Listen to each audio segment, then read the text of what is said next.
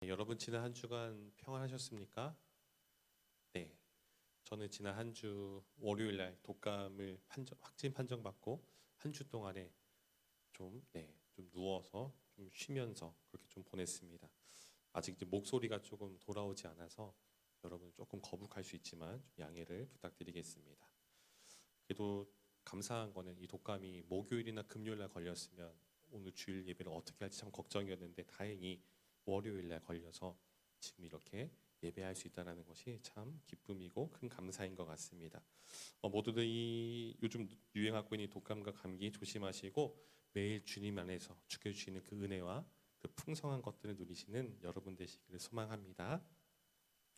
오늘은 요한계시록 2장과 3장이 기록된 이 소아시아 7교회를 향한 주님의 메시지 중에서 두 번째 시간으로 이 서머나 교회에 대해서 함께 살펴보려고 합니다.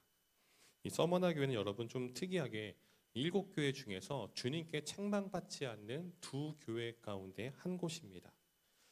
지난 시간에 좀 살펴보았던 이 에베소 교회가 책망받은 이유가 무엇입니까? 그들이 처음 사랑을 버렸기 때문에, 처음 행위를 잊어버렸기 때문에 주님께 책망을 받았죠. 그런데 이 두 번째 교회인 서머나 교회는 주님께 아무런 책망을 받지 않아요. 왜 이 교회는 주님께 책망을 받지 않았을까요? 답은 간단합니다.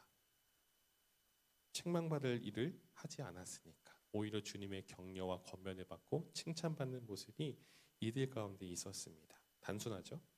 그럼 대체 이 서머나 교회는 무엇을 했기 때문에, 이들이 어떤 모습을 지녔기 때문에, 어떤 모습을 보였기 때문에 주님께서 책망하지 않으시고 이들을 칭찬하시고 격려를 하셨던 것일까요? 먼저 우리는 이 교회가 있었던 지역인 이 서머나라는 도시를 좀 알아볼 필요가 있습니다. 여러분 서머나라는 도시에 대해서 좀 알고 계십니까? 아마 이 서머나 교회라는 이 단어는 들어보았어도 이 서머나라는 지역이 대체 어떤 지역이고 이곳이 어떤 곳에 있고 무엇을 하는지 아마 잘 모르실 거예요. 조금 생소할 수 있습니다. 왜 그러냐면은 이 서머나라는 이 도시 지명 자체가 성경에 딱 두 번 등장하는데 요한계시록 1장 11절과 2장 8절 단 이곳에만 등장합니다.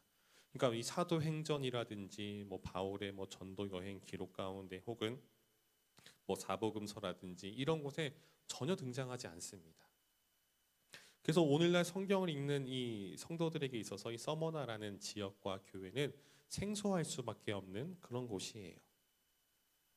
저도 이 도시에 대해서는 잘 몰랐는데 이번에 좀 말씀을 준비하면서 한번 좀 찾아보았습니다. 서머나라는 도시란 어떤 도시였나? 지금은 이 도시가 지금도 남아 있는데 그러니까 서머나라는 이름을 쓰진 않아요. 지금은 이제 튀르키예 서쪽에 위치한 이 항구 도시인데 지금은 이즈미르라는 이름을 쓴다라고 해요. 그러니까 이 튀르키예시 어떤 이 발음을 써가지고 이렇게 했대요. 그래서 이즈미르라는 단어인데 이 유래가 어쨌든 서머나라는 지명에서 유래했습니다. 그래서 여러분들 보시면 이 이즈미르, 이 튀르키예 서쪽에 위치한 항구 도시인데 지리적으로는 에베소 이 지역에서 북쪽으로 약 한 64km 정도 떨어진 도시입니다. 그 당시 인구는 약 한 10만 명 정도가 살았다라고 추산을 하고 있어요. 그러니까 지금도 이 튀르키예에서 이즈미르는 세 번째로 큰 도시인데 이 로마 제국 당시에도 이 서머나는 굉장히 중요한 도시 가운데 하나였습니다. 지난번 살펴보았던 이 에베소가 이 소아시아 지역의 이 수도를 담당했던 이 행정의 중심지라고 말씀을 드렸죠. 그것처럼 이 서머나도 그 소아시아 지역 가운데 굉장히 중요한 도시 가운데 하나였습니다. 그런데 이 서머나보다 사실은 이 에베소랑 이 버가모, 다음에 살펴볼 이 버가모라는 곳이 뭐 경제나 혹은 이 뭐 사회나 문화적으로 볼 때는 이 두 도시가 좀 대립하는 경쟁하는 손꼽히는 그런 도시인데 서머나는 그들에 비해서는 인구도 좀 조금은 더 적고 경제적인 규모나 이런 것이 조금은 더 약해요. 그런데 이 서머나라는 도시가 이 버가모를 제치고 이 에베소와 더불어 이 지역 가운데 정말 중요한 도시 역할을 했던 것은 이 도시가 가지고 있는 특징 때문에 있습니다. 특징. 이 서머나는 어떤 특징이 있었냐면은 다른 도시들에 비해서 로마에 대한 충성심이 가장 으뜸이었다라고 해요. 그러니까 어느 정도냐면은 이 로마의 식민 도시들 중에서 가장 먼저 황제 숭배를 하기 시작했고 황제를 위한 신전도 가장 먼저 건립을 했었고 로마 신들을 위한 신전을 가장 먼저 앞장서서 지은 도시가 바로 이 서머나입니다. 그러니까 여러분 어떨 것 같아요? 다른 식민 도시들이 있는데 가장 먼저 정말로 그 줄을 서가지고 로마에게 충성하고 있어요. 로마 입장에서 볼 때는 어떻습니까? 굉장히 기특한 도시인 거죠. 모범이 되는 거예요. 아, 다른 식민 도시들도 이 서머나를 본받아서 이렇게 했으면 좋겠다라는 그 인식이 로마 제국 안에 있었다라는 거예요. 그래서 로마는 이 서머나라는 도시를 어여삐 여겨가지고 특권을 주는데 그것은 무엇이냐면 이들에게 로마 시민권을 부여하고 자치권을 부여했습니다. 시민권 좀 많이 들어보셨죠? 시민권, 재판 없이 처벌받지 않을 권리, 항소권, 그리고 로마에서 재판받을 수 있는 권리, 그리고 과도한 세금으로부터 보호받을 권리. 이것이 바로 시민권이 가지고 있는 힘이었습니다.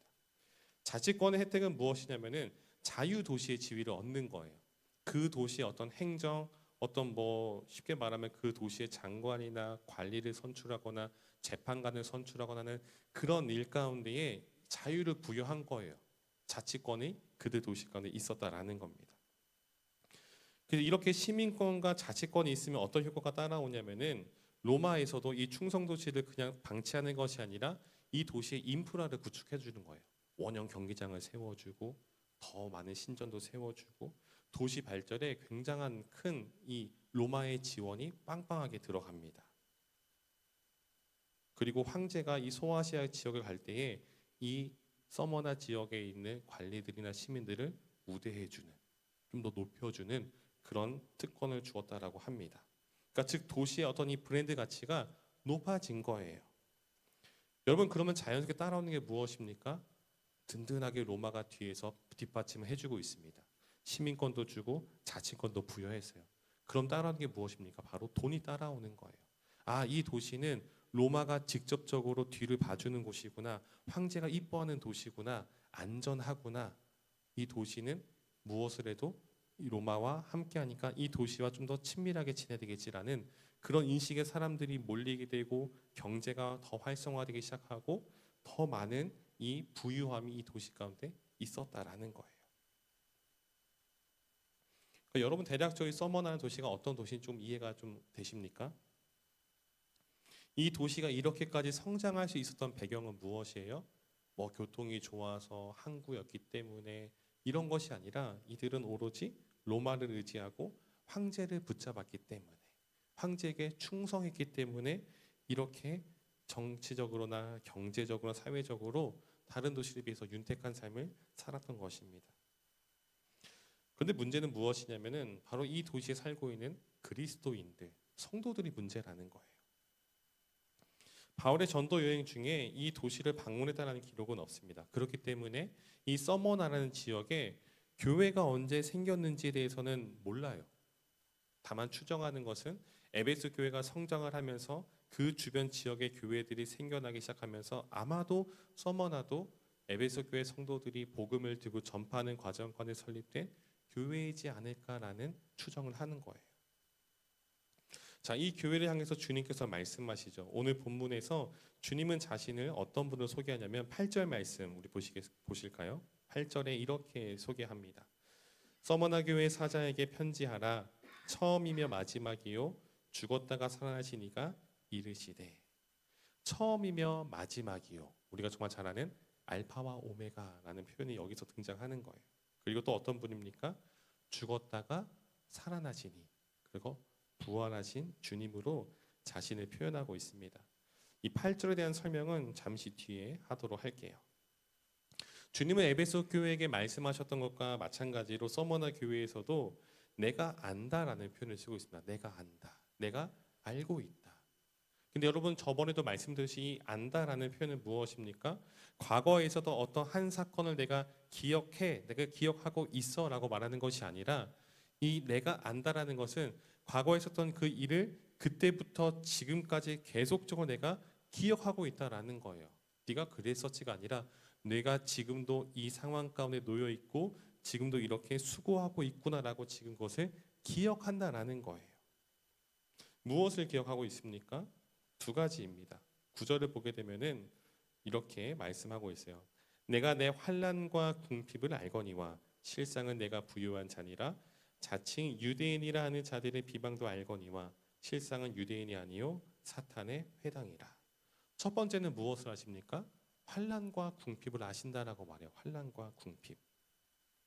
이 말을 다시 생각해 보면 지금 서머나 교회는 내가 환난과 궁핍을 당할 거야라고 말을 듣는 것이 아니라 지금 그 환난과 궁핍 가운데 놓여져 있다라는 거예요. 그렇죠? 이들이 고생하고 있는 것을 주님께서 아신다라고 말하는 것은 그렇게 고생해 왔던 것을 그리고 지금도 고생하고 있는 것을 안다라는 것은 이미 서머나 교회가 환난을 당하고 있고 궁핍 가운데 있다라는 것을 지금 말하고 있는 것입니다. 이들의 궁핍이 과연 무엇일까에 대해서 학자들은 조금 의견이 여러 가지 의견을 좀 제시하더라고요. 누군가는 이 서머나 교회가 조금 낮은 계층의 사람들이 모인 곳이다. 그래서 이들이 조금 궁핍했을 것이다라고 조금 현실적으로 이렇게 진단하는 학자들도 있습니다.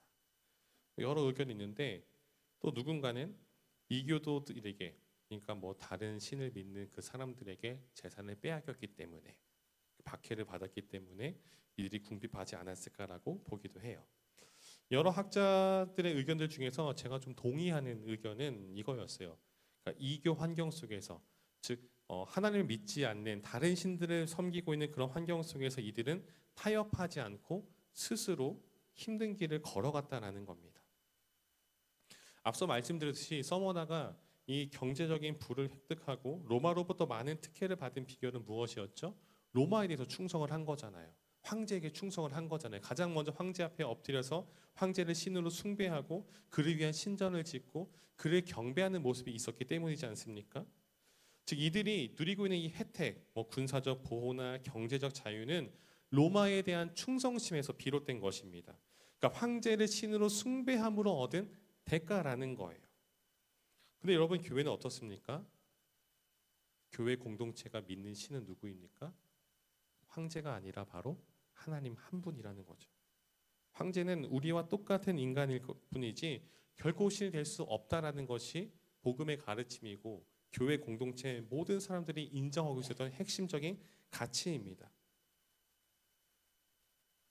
그러니까 서머나 시민들의 입장에서 볼 때 여러분 기독교인들은 어떤 사람들인 거예요?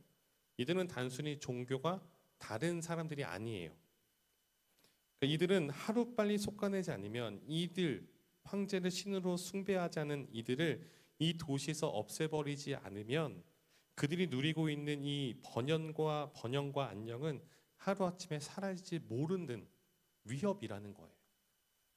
그들이 누리고 있는 수많은 그런 권리와 혜택 이 모든 것들은 황제에 대한 충성심으로부터 비롯된 것인데 그 황제를 섬기지 않는 불순분자들이 있다라는 소식이 로마에 전달된다면 그들이 누렸던 그런 모든 것들은 하나하나 박탈당할 것이고 그들이 누렸던 모든 것들 하루아침에 다 없어진다라는 거예요.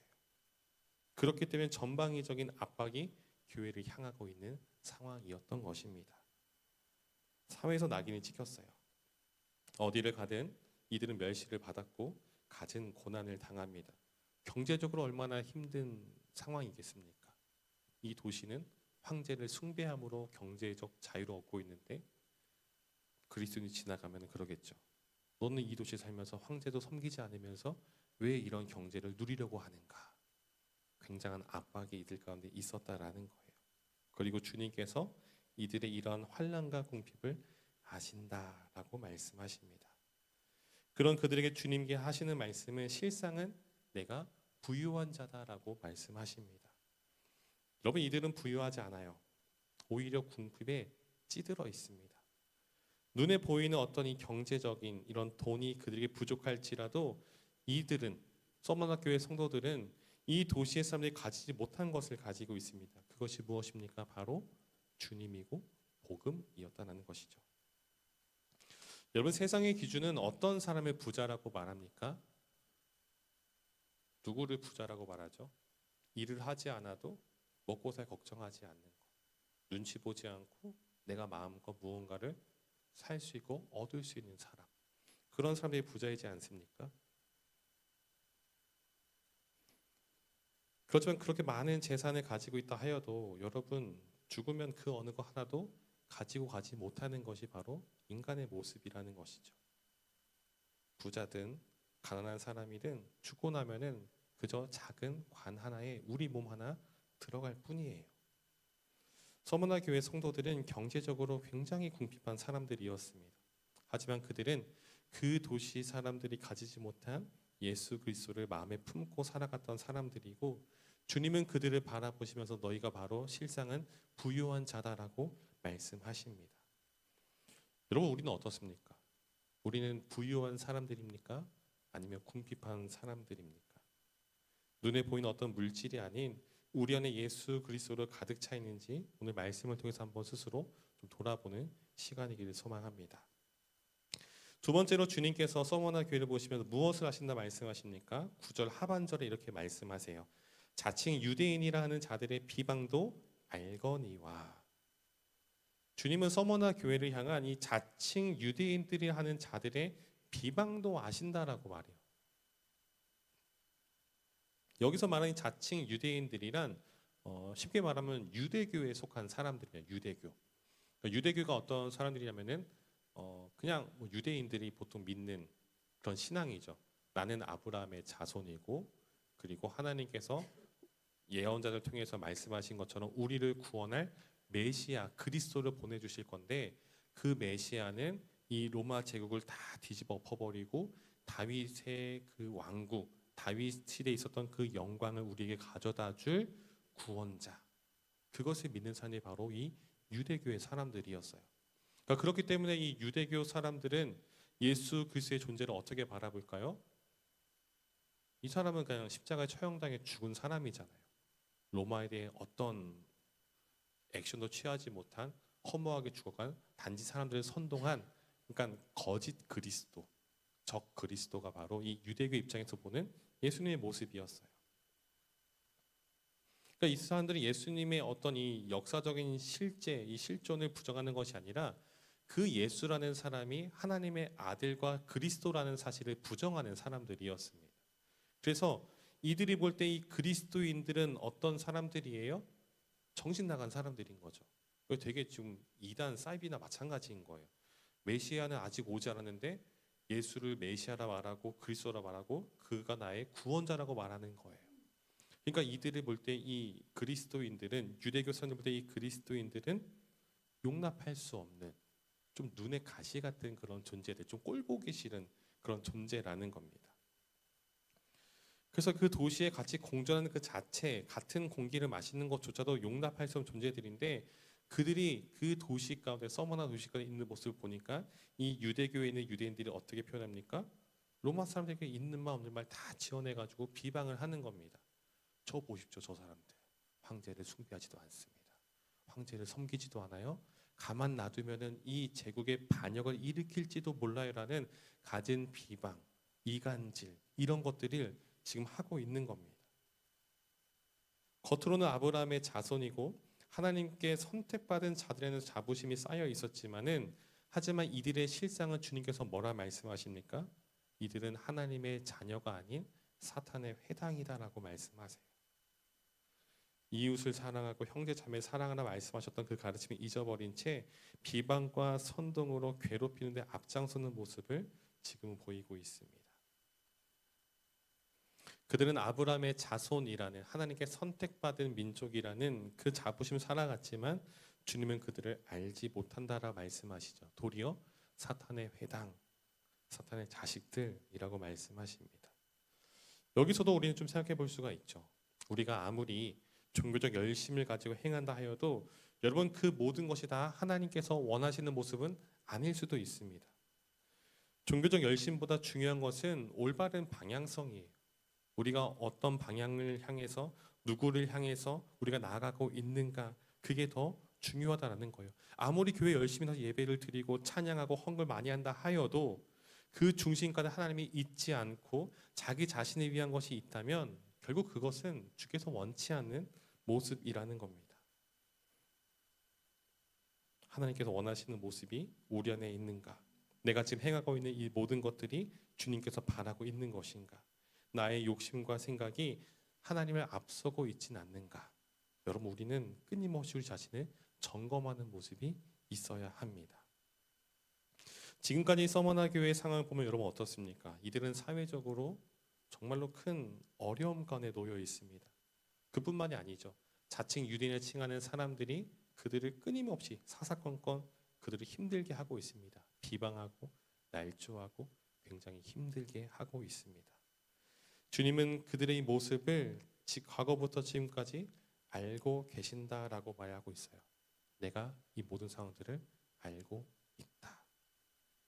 근데 문제는 무엇입니까? 10절 말씀 보니까 이렇게 말씀을 이어서 하세요.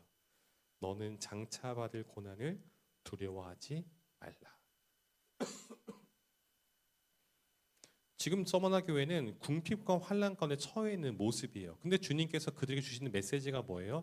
이제는 너희에게 평안이 있을 거야. 이젠 너희에게 이 모든 어려움들은 다 사라지고 이젠 좋은 날만 꽃길만 걷게 될 거야라고 말씀하시는 것이 아니라 너는 장차, 너는 이제 앞으로 다가올 고난이 있는데 그 고난을 두려워하지 마라라고 지금 말씀하시는 겁니다. 어떤 의미예요? 지금 겪고 있는 이 궁핍과 환난보다 더 큰 어려움이 너에게 닥쳐올 거다. 하지만 두려워하지 마라. 여러분, 사람은 누구나 다 이 절망적인 상황에서도 희망을 바라기 마련이죠. 그렇죠? 우리 군대 다녀오신 분들은 완전 군장 그 무거운 걸 메고 행군할 때 어떻습니까? 지금은 끝이 보이지 않지만 걷다 보면 언젠가 위병소 통과하게 되고 언젠가 시간이 지나면 침상 위에 누워있는 나를 꿈꾸면서 힘들고 버티고 참지 않습니까?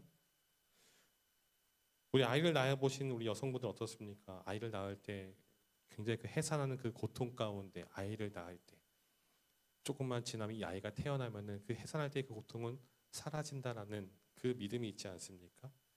그런데 만약 아이 낳는 고통보다 더 큰 고통이 아이를 낳고 난 이후에도 계속된다면 군인들이 행군을 하는데 이 행군이 끝이 나지 않고 군장은 시간이 지나면 지날수록 더 무거워진다면 여러분 어떨 것 같습니까?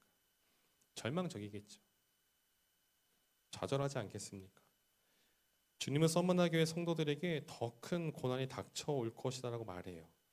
몇 사람은 옥에 던져지게 될 것이고 10일 동안 환난을 받을 것이다 말씀하십니다. 여기서 말하는 10일은 우리가 정말 말하는 것처럼 하루, 이틀, 3일과 같은 그런 단순한 계산적인 그런 10일을 말하는 것은 아닙니다. 성경학자들은 이 숫자를 굉장히 좀 짧은 숫자라고 그렇게 좀 상징을 의미한다라고 표현합니다. 우리가 여러분 숫자 셀 때 어떻게 합니까? 보통 양손가락으로 하나, 둘, 셋, 넷 해서 10까지 세지 않습니까? 그러니까 이 10이라는 숫자는 우리가 손으로 셀 수 있는 적은 숫자를 말하잖아요. 그렇죠? 성경에서 어떤 이 만이라는 뭐 천천히요, 만만히 할 때는 진짜 뭐 천천만만이 아니라 셀 수 없을 많은 숫자를 말하는 것처럼 이 10이라는 이 숫자는 우리의 손으로도 당장 손꼽을 수 있는 굉장히 작은 적은 숫자라는 겁니다. 즉 이들이 이 고통 가운데 환난이 고난이 다가오겠지만 그것은 10일 정도의 고난, 그러니까 단순히 어떤 10일, 열흘이 아니라 이 손에 꼽을 정도의 이 잠깐의 시간 동안에 다가오는 고난이라는 거예요. 앞서 주님은 8절에서 자신을 처음이자 마지막 알파와 오메가라고 소개하시죠. 처음과 나중, 처음과 끝. 이 말은 주님께서 시간의 주권자라는 말이죠. 여러분, 우리는 시간 속에 살아가는 존재들이잖아요. 우리는 시간을 거스를 수가 없잖아요. 우리는 항상 현재를 살아가는 시간에 속해 있는, 시간에 이 종속되어 있는 그런 존재들입니다. 그렇죠? 여러분, 주님은 어떤 분이십니까? 시간 너머에 계시는 분이시고 이 시간이라는 이 개념 자체를 만드신 분이 바로 이 하나님이시지 않습니까?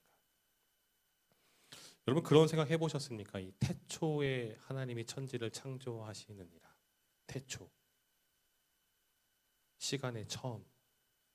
과연 그 시간의 처음이 어디일까? 하나님이 태초에 천지를 창조하시다라고 하는데 그 태초, 그 누구도 보지 못했던 그 시간이라는 개념이 첫 탄생하는 그 순간, 하나님밖에 알 수 없는 그 때, 그 시간. 과연 그 이전엔 무엇이 있었을까? 태초라고 하는 그 시점 이전에는 무엇이 있었을까? 아주 좀 상상이 좀 되지 않습니다. 왜죠? 우리는 시간 속에 살아가는 존재들이기 때문에 시간을 벗어나서 생각할 수 없기 때문이죠. 하지만 하나님은 시간의 창조자, 시간의 주관자이시기 때문에 그분께는 하루가 천년 같고 천년이 하루 같습니다. 그 주님께서 서머나 교회에게 닥칠 고난에 대해 말씀하실 때에 이 고난이 장차 다가올 것이지만 그 고난은 영원한 고난이 아니라 잠시 잠깐 있다가 사라지는 그런 고난이라는 거예요. 영원하지 않다라는 거예요. 그렇기 때문에 어떻게 하라고 말씀하십니까? 내가 죽도록 충성하라라고 말씀하시는 겁니다. 여러분, 고난은 잠깐입니다. 그것은 영원하지 않아요. 그렇기 때문에 성도들에게 당부하고 있는 이 메시지는 그렇기 때문에 그 고난과 고통은 영원하지 않기 때문에 끝까지 죽도록 주께 충성하라고 말씀하시는 겁니다. 여러분, 성도들이 해야 할 이 충성은 단순한 충성이 아니에요. 죽도록이라고 말하고 있습니다. 바꿔 생각하면은 때로는 나의 생명을 드려야 할 상황이 찾아오기도 한다라는 거예요. 때로는 내가 정말 죽을 정도로 죽어야 할 만큼의 그 고난이 찾아온다라는 거예요. 그렇지만 그 상황이 찾아온다 할지라도 우리는 어떤 모습을 살아야 됩니까? 죽도록, 내가 죽더라도 충성해야 된다라는 거예요. 끝까지 충성해야 된다라는 겁니다.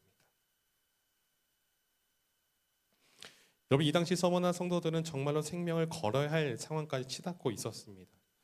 제가 황제 숭배라는 이 단어를 설교 시간에 계속해서 좀 사용을 하고 있는데, 여러분, 황제 숭배라는 말을 들었을 때 이게 어떤 말인지 상상이 되십니까? 이 말은 단지 황제를 숭배한다, 황제를 섬긴다, 황제를 신으로 섬긴다라는 그 정도의 의미가 아니에요. 역사적으로 보면은 주 81년부터 96년까지 통치했던 이 도미티안 황제가 있습니다. 로마의 도미티안 황제. 이 도미티안 황제 때에는 이 황제가 모든 로마 시민들의 이 숭배의 대상으로 요구되었습니다. 그러니까 법으로 제정한 거예요. 81년부터 96년까지. 이를 거부하는 자들은 최대 사형까지 처할 정도로 이것을 법령으로 제정을 했습니다. 성경학자들은 요한계시록이 지어진 때를 주 95년에서 96년경으로 보고 있어요. 그러니까 연대가 일치하지 않습니까? 그 시대적 상황, 그리고 서머나는 로마의 시민권을 받은 그런 도시. 그러니까 뭔가 퍼즐이 맞춰지지 않습니까? 더구나 이 서머나는 로마 시민권과 자치권을 받은 도시로서 그 어느 도시보다 이 황제 숭배에 대해서 굉장한 열심을 가진 도시였습니다. 그러니까 이 말은, 이 편지가 쓰여졌을 당시에 서머나 교회 성도에 요구되었던 것은 무엇입니까? 황제를 숭배해라. 이를 거부하면 사형, 최대 사형. 여러분, 황제 숭배를 제가 좀 검색을 해봤는데, 찾아보았는데, 황제 숭배가 어떻게 진행되냐면은 이제 그 황제를 위한 신전에 들어가면은 황제의 어떤 이 동상, 석상, 아무튼 이렇게 상이 있잖아요. 그 상 앞에 가서 향을 올립니다. 향을 태우고, 그리고 제단 앞에서 가이사는, 그러니까 황제는 주입니다.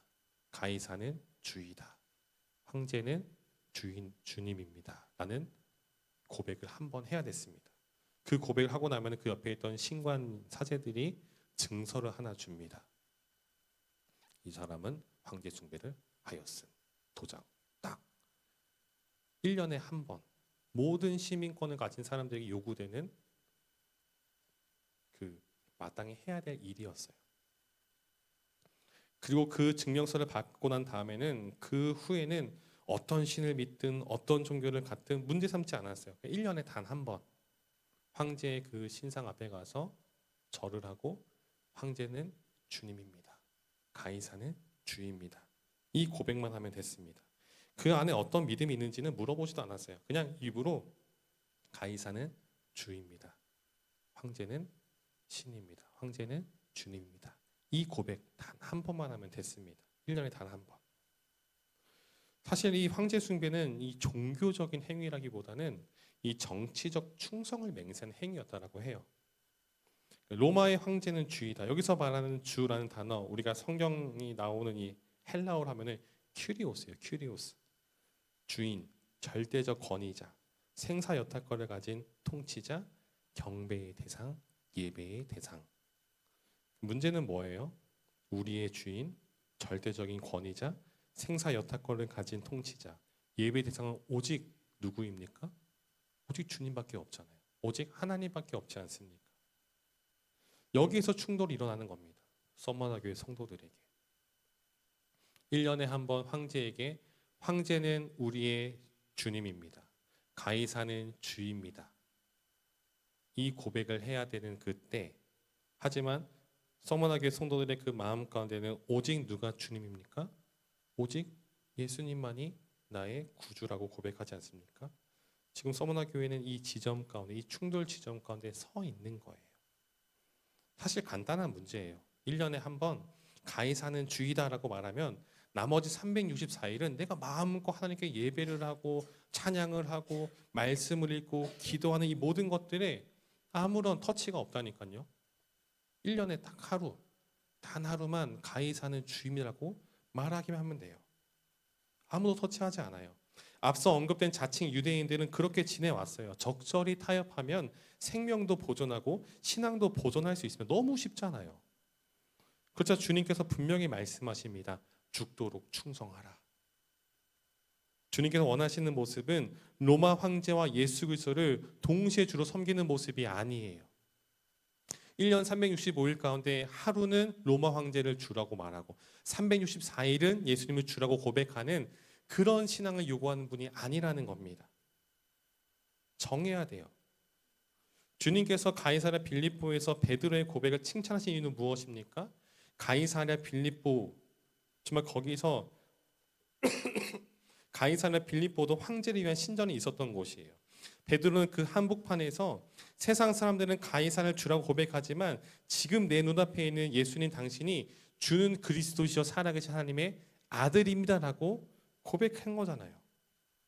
생명을 담보로 한 고백을 하였기 때문에 주님께서 이 베드로를 칭찬하시고 그에게 천국 열쇠를 주신다 말씀하신 겁니다. 서머나 교회 성도들은 여러분 큰 고난에 직면하고 있습니다. 현실과 타협할 것인가? 아니면 끝까지 생명을 걸고 믿음을 지켜나갈 것인가?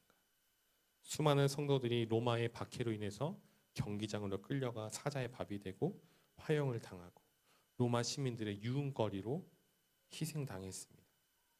물론 모두가 다 순교했던 것은 아니에요. 누군가는 1년에 한 번 가이사는 주라고 고백하면서 다시 세상을 가기도 했었고 정말 다시금 그 믿음을 저버리고 세상을 향했던 성도들도 생각보다 많이 있었습니다.